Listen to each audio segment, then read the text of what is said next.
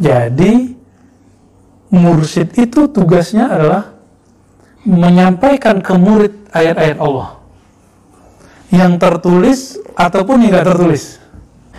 Maka ada dua karakter mursyid. Ada mursyid yang membersihkan murid baru di karakter nafsiyah, itu sudah sukses. Ada yang sudah sampai membersihkan kolbu sampai ke ruh. Tergantung makom-makomnya nanti bagaimana.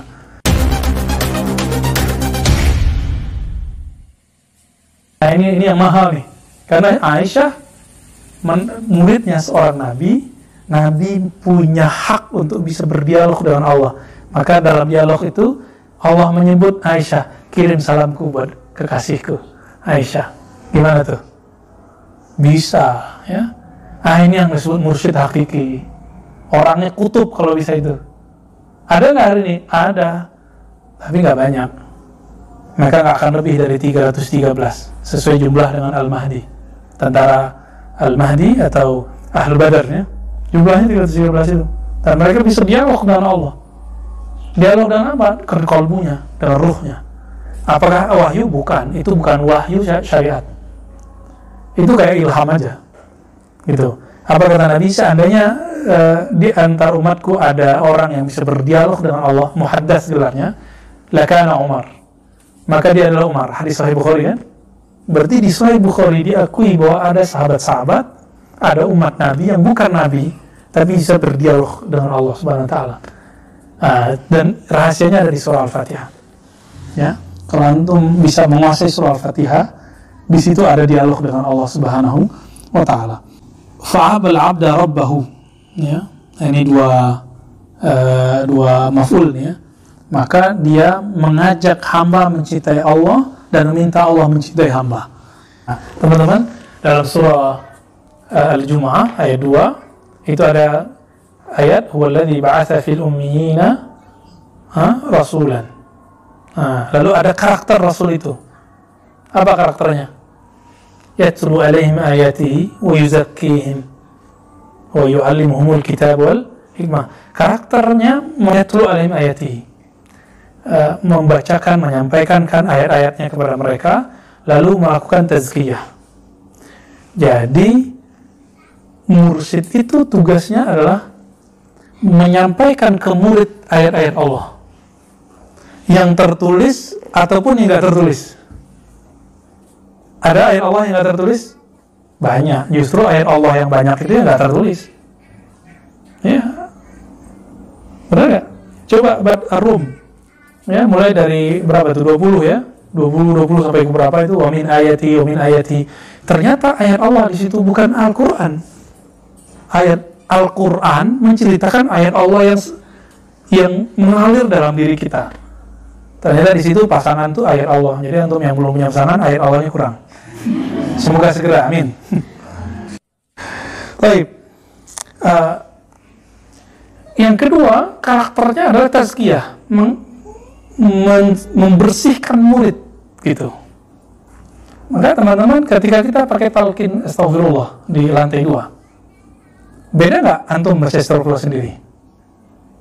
Kenapa? Ini yang lain belum, ya? Yang akhwat belum, yang banat belum, sebagiannya juga belum. Ketika kita baca istighfar dengan teknik yang musalsal, kita ikutin versi guru kita dan gurunya dari gurunya, bukan dari baca buku, itu ruh langsung berbicara ke ruh, kolbu langsung kontak dengan kolbu, langsung tuh ada pengakuan dan nikmat. Coba sholawat pakai ruh dan nikmatnya bukan main. Mana Buya Zulfikar, ya?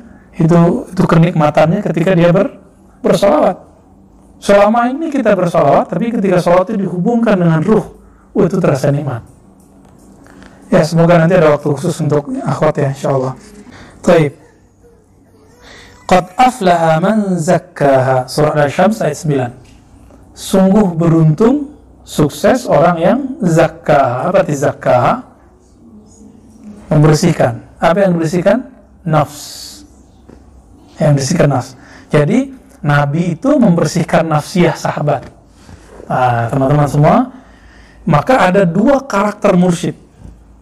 Ada mursyid yang membersihkan murid baru di karakter nafsiyah, itu udah sukses. Ada yang sudah sampai membersihkan kolbu sampai ke ruh, tergantung makom-makomnya nanti bagaimana. Jadi mursyid kebanyakan yang antum tahu itu adalah mursyid nafsiyah, tapi kebanyakan juga nggak berhasil. Nafsiyah sendiri juga nggak beres. Ya, kesuksesan, keberuntungan manusia, hamba Allah, jiwanya adalah dengan bima'rifatillahi tabaraka ta'ala, dengan mengenal Allah. Ini ilustrasi biar gampang. Orang yang suka naik gunung, ketika dia berhasil ke puncak gunung, bahagia nggak? Disebut falah. Orang kalau kuliah, selesai 4 tahun, S1, S2, 2, itu berapa tahun nih? Nggak tahu nih. S3, berapa tahun S3 sekarang? Kalau saya masih telat lah, 4 tahun.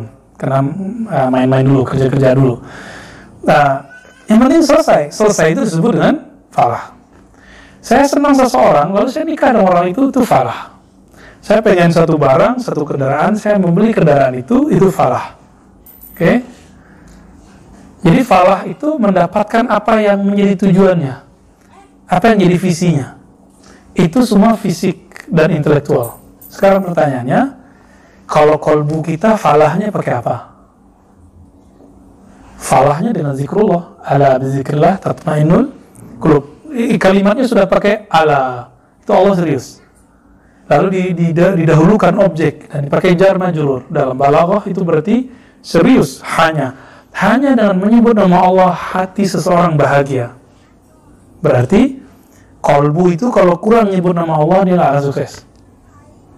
Maka mursyid kolbunya harus sukses dulu nyebut nama Allah. Sebagaimana mursyid akal di kampus, dia harus berhasil dulu dapat gelar doktor, MA.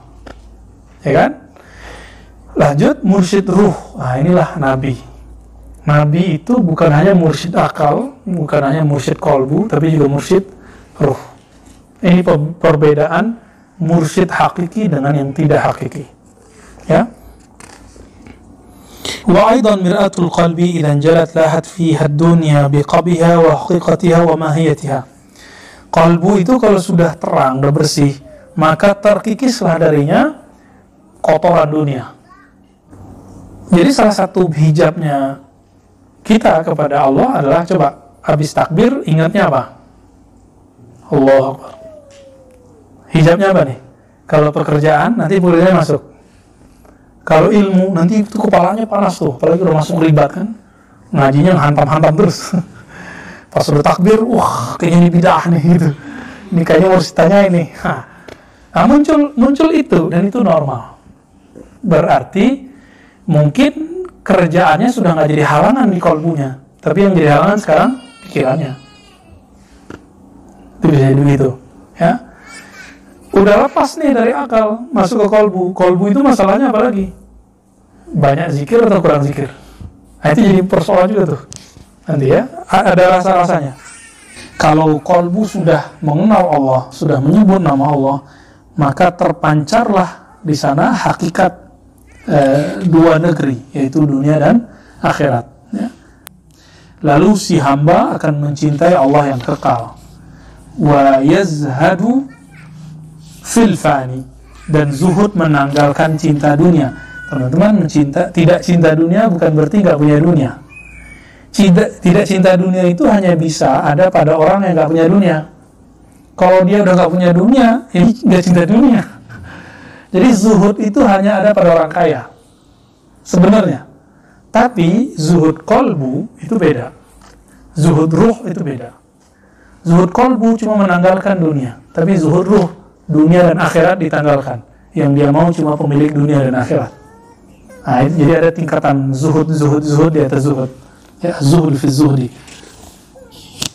Maka nyatalah di situ keutamaan dari tazkiyah dan masyakhah wa tarbiyah, ya. Fa syaikhu min junudillahi tabaraka wa ta'ala man yurshidu bihi al-muridin wa yahdi bihi at-talibin. Maka syekh itu adalah tentara Allah. Katanya virus tentara Allah, ya. Benar juga, ya. Virus tentara Allah memang. Ulama kita ada sebagian ngomong itu, cuma mungkin ustadz kita ini berbicaranya ada orang nggak senang sama beliau gitu aja, maka dipelintir-pelintir itu kalimatnya. Karena ada orang nggak senang sama beliau kan. Kalau saya nggak ada masalah dengan beliau. Ya. Kita termasuk bersyukur kepada Allah dengan ada beliau, karena adanya beliau itu akhirnya orang jadi ramai lagi ngaji mazhab Syafi'i, ngaji akidah Ahlussunnah, walaupun kemudian beliau sibuk di pergerakan lainnya. Maka guru menjadi tentara Allah yang dengannya murid mendapatkan bimbingan. Ya. Taib.